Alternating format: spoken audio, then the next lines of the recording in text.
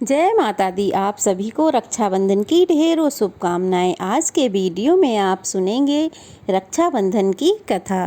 रक्षाबंधन का त्यौहार क्यों मनाया जाता है, कैसे मनाया जाता है, राखी बांधने के पीछे जो कथा प्रचलित है, उससे पहले जानने से पहले आप लोगों से हाथ जोड़कर विनती है कि वीडियो को देखने से शुरू करने से पहले एक लाइक और एक कमेंट ज़रूर करिएगा।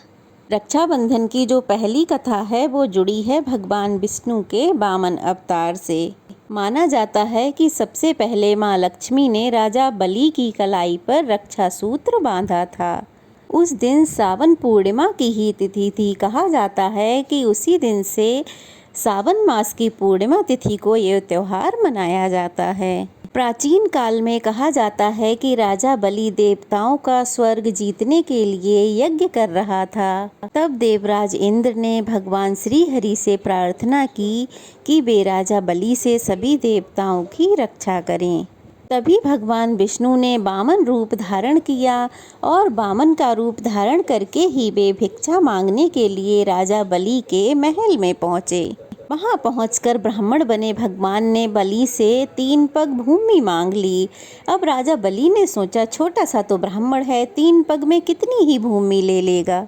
यही सोचकर राजा बलि ने वामन को 3 पग भूमि देने का वचन दे दिया।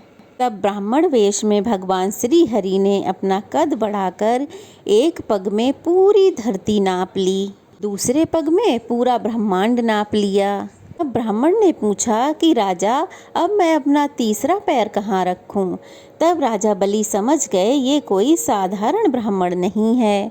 इससे पहले कि वामन रूपधारी भगवान श्री हरि अपना तीसरा पैर आगे बढ़ाते, तभी राजा बलि ने अपना सिर उनके पैर के आगे कर दिया।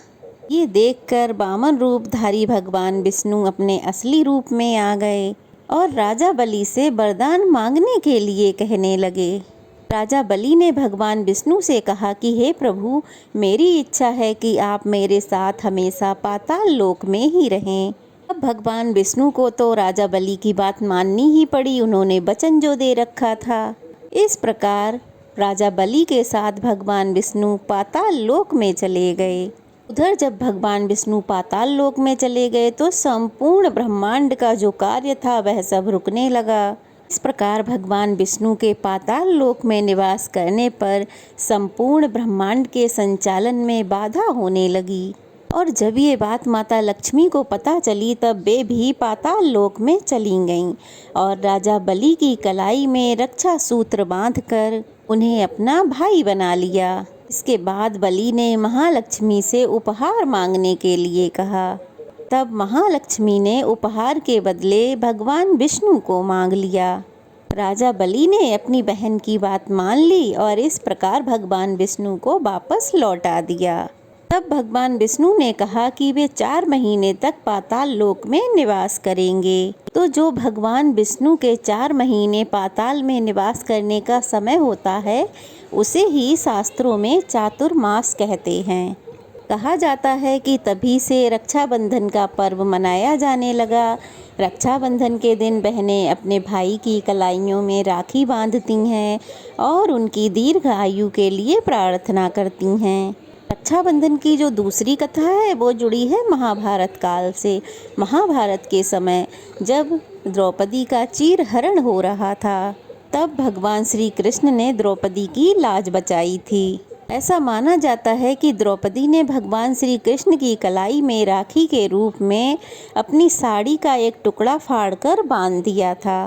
कहा जाता है कि उस समय जब भगवान श्री कृष्ण ने सुदर्शन चक्र से शिशुपाल का वध कर दिया था तब उनकी उंगली कट गई थी। उनकी उंगली से बहुत सारा रक्त बह रहा था। तब द्रौपदी ने अपनी साड़ी को फाड़कर उसका टुकड़ा भगवान श्री कृष्ण की उंगली में बांधा था। उस समय श्री कृष्ण ने द्रौपदी की रक्षा करने का वचन उन्हें दिया था। महाभारत में जब पांडव जुए में अपना सब कुछ हार गए तब उन्होंने अपनी पत्नी द्रौपदी को भी दांव पर लगा दिया था। पांडव इस पूरे खेल को ही हार गए थे। दुर्योधन की ओर से मामा शकुनी ने द्रौपदी को जीत लिया था। इस प्रकार द्रौपदी को अपमानित करने के लिए दुशासन द्रौपदी को बालों से पकड़ के घसीटता हुआ उस सभा में लाया था। एक तरफ जहाँ भरी सभा में द्रौपदी का अपमान हो रहा था, वहीं सभा में भीष्म पितामह, द्रोणाचार्य, विदुर जैसे न्यायकर्ता लोग ये सब मूक दर्शन बने यह सब कुछ देख रहे थे। जब सभा में दुर्योधन ने द्रौपदी का चीरहरण करने का प्रयास किया, तब भी सब लोग बस दर्शक बने देख ही रहे थे। यहाँ तक कि पांडव भी कुछ नहीं कर पा रहे थे। जब द्रौपदी ने देखा कि कोई भी यहाँ उसकी रक्षा करने, लाज बचाने नहीं आ रहा है, तो द्रौपदी ने अपनी आंखें बंद करके भगवान श्री कृष्ण को याद किया। मन ही मन वे भगवान कृष्ण को पुकारने लगीं और कहने लगीं, हे गोविंद, आज आस्था और अनास्था के बीच एक भीषण युद्ध छिड़ा है। मुझे देखना है, क्या सही में ईश्वर है? और तब भगवान श्री कृष्ण द्रौपदी की लाज बचाने के लिए, उन्हें राखी में दिया हुआ वचन निभाने के लिए भरी सभा में प्रकट हो चमत्कार करने लगे। उन्होंने द्रौपदी की साड़ी को इस कदर लंबा कर दिया कि दुशासन खींचते खींचते बेहोश हो गया, लेकिन साड़ी बढ़ती ही जा रही थी, बस बढ़ती ही जा रही थी। सभा में ये सब देखकर सब आश्चर्यचकित थे। तब भगवान अदृश्य रूप में द्रौपदी की रक्षा कर रहे थे।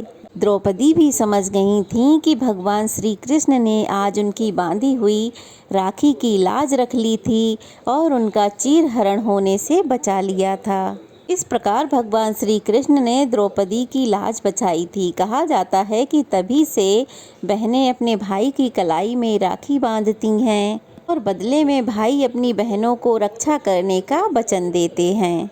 यह थी रक्षाबंधन की प्रचलित कुछ कथाएं। कैसी लगी कमेंट बॉक्स में ज़रूर बताइएगा।